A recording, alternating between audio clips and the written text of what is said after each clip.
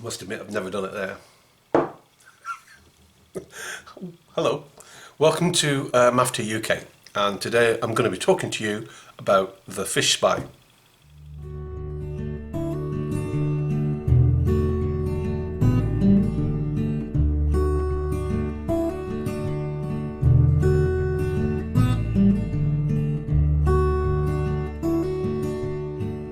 A fish spy is a marker float with a camera on the bottom of it. It's a very good camera actually. It can go down to 10 meters and still film. And when it pops back up to the surface again, it will send those signals to you and send all the footage back to you. If it sits on top of the water and you've got gin clear water, you can see the footage as it's live. And it has, from 4 foot of water, it has a base film of about 8 feet round. So 4 foot up, 8 feet circle of camera footage, which I think is pretty good. So it's a good wide-angled lens, probably a fish-eyed lens. Anyway, sorry about that. Anyway, let's have a look at it. Let's have a look at how it's set up. Now I will have to say, I haven't actually used this out on the water yet. Well, I have used it next door's carp pond. I'll show you that footage a little bit later, but it does work perfectly okay. The trick with this is setting it up. It really is. It's not difficult. It can be a bit frustrating because you think you're doing something wrong, and I'll talk about the setup process in a bit. So first, let's have a look at how it came in the post. This isn't an unboxing, it's just an example of how it comes in the post, okay? So it arrives in a box this size.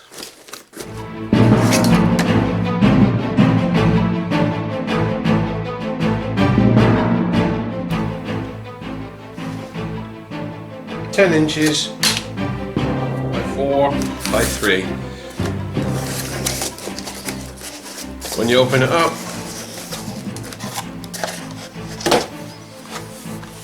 you will see your fish spy in its box. The box is packed with all the accessories contained within this section here. There's not a lot of accessories that comes with it. So let's just talk through what you actually get with the fish spy.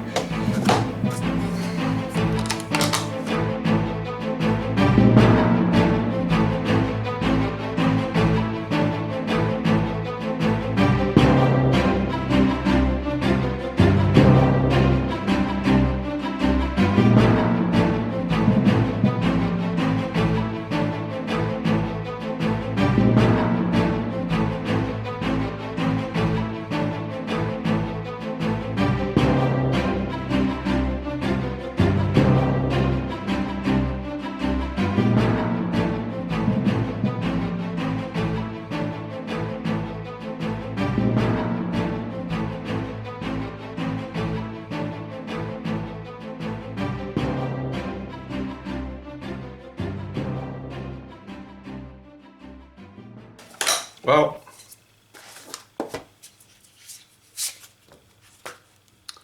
one camera,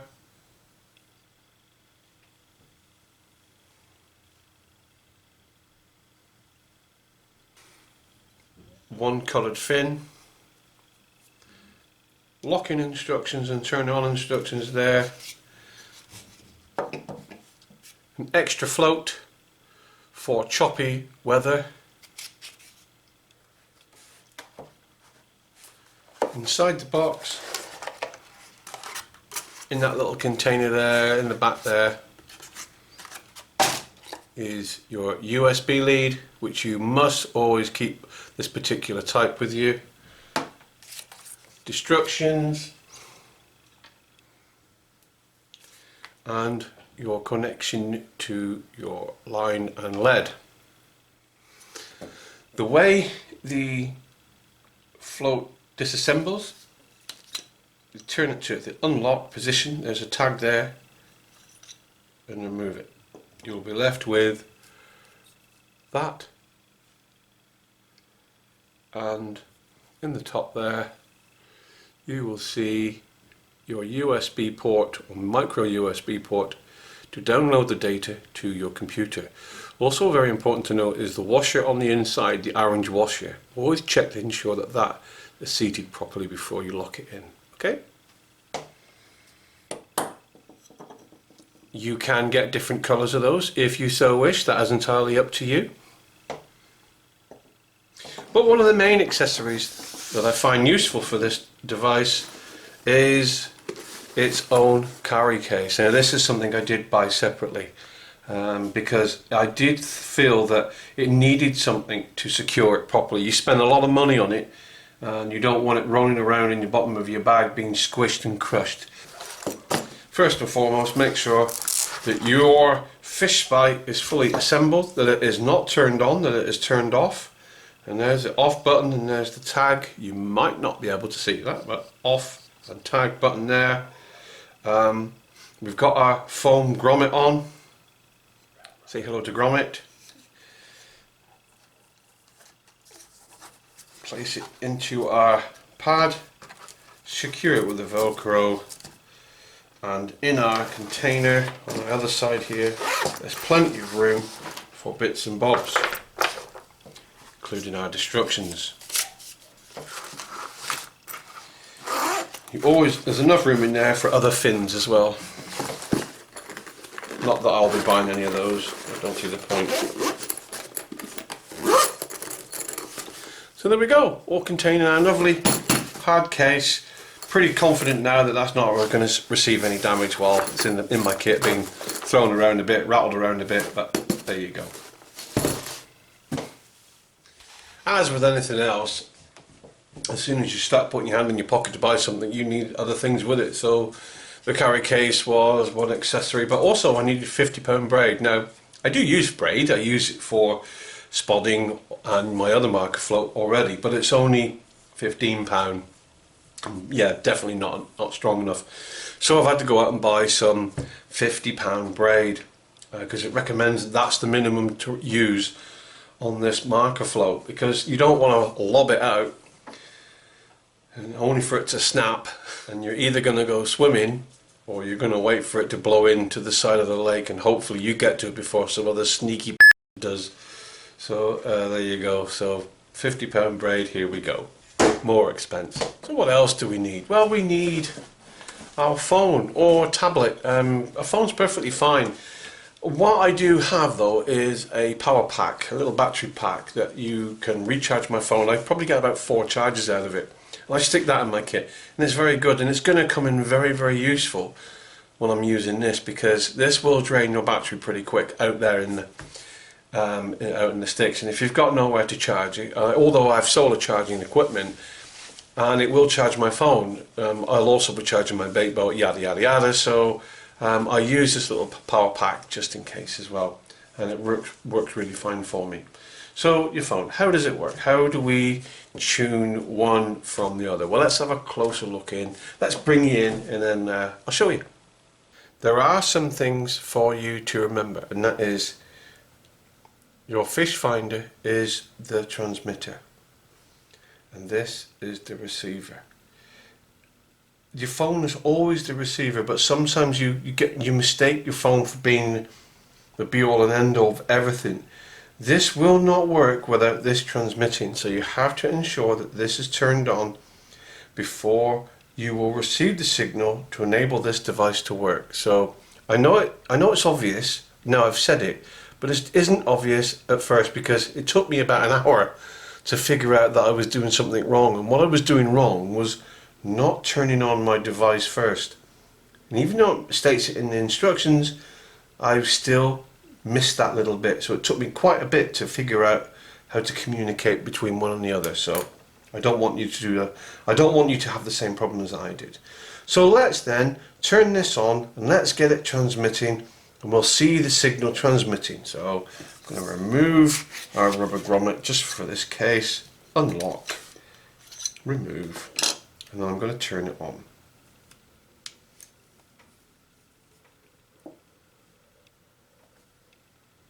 And we should now quite clearly see the signal being transmitted.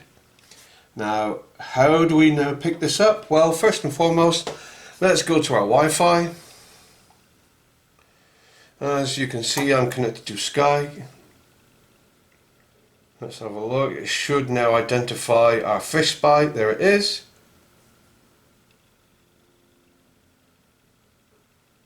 Connect. We are now connected.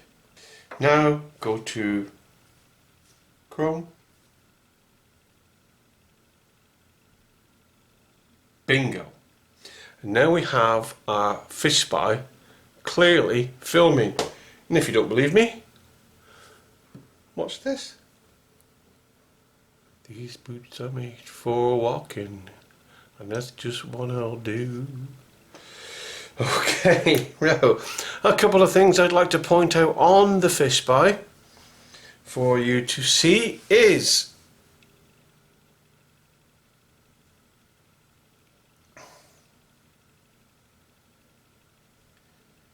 settings,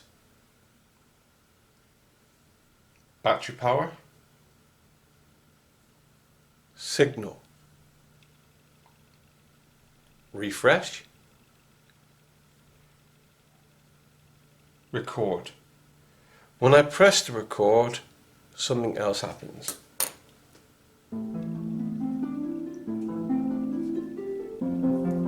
The record has turned red, but also we now have a snapshot finder or a location finder or action finder, which whatever you want to call it, it's entirely up to you. If at any time that you feel that you want to record something or find that point rather than scan through hours worth, you press the button. Now as I press this button, watch the screen turn white. It's logging the fact that it's marking a particular point. So it's like a bookmark. Boom, white, bookmark. Let's do it again. Boom, white, bookmark. So if I was to see a fish,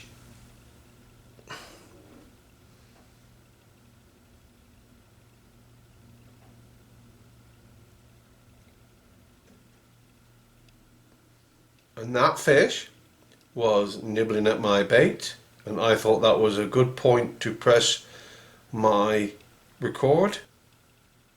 Boom, white, press it again. Boom, white, and there we go. So that's how that works. Stop recording.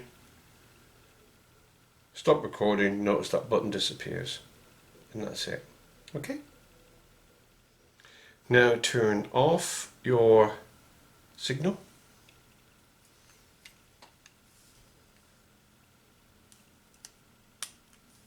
There we go. Notice that the camera now is no longer taking any more pictures. It's frozen in time. And turn it off. I'm not sure if I've already told you, but there is an update for this camera as well already. You can turn it into black and white mode, and this allows you, from the settings menu that is, this allows you to go down to darker, deeper, murkier waters. But remember, it's only guaranteed to 10 meters. But if you've got some around like where I fish, a lot of the fisheries, a lot of the water isn't crystal clear, it's quite murky, quite dark, and this would be ideal, black and white mode. Get down so I can see a better picture. Alright. So remember, when you're tuning into your phone, turn the transmitter on first. I didn't. And for the love of me, I couldn't figure out what I was doing wrong. And it's because I didn't have that turned on. So I was looking for a signal. I was trying to log into an internet signal or to a Wi-Fi signal that didn't actually exist because it wasn't turned on.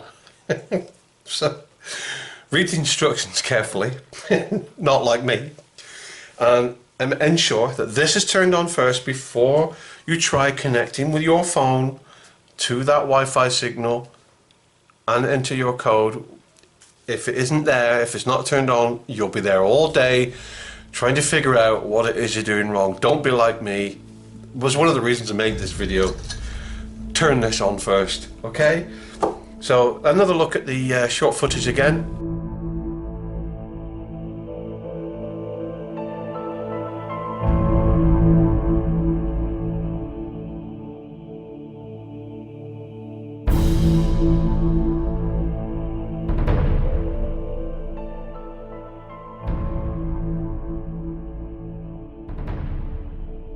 So there we go, the fish finder. I hope you found that useful. It wasn't trying to be a teach you to suck eggs thing, it was trying to highlight some of the issues that I had when I first tried to tune it in, which were making sure that was turned on before I tried tuning that into it.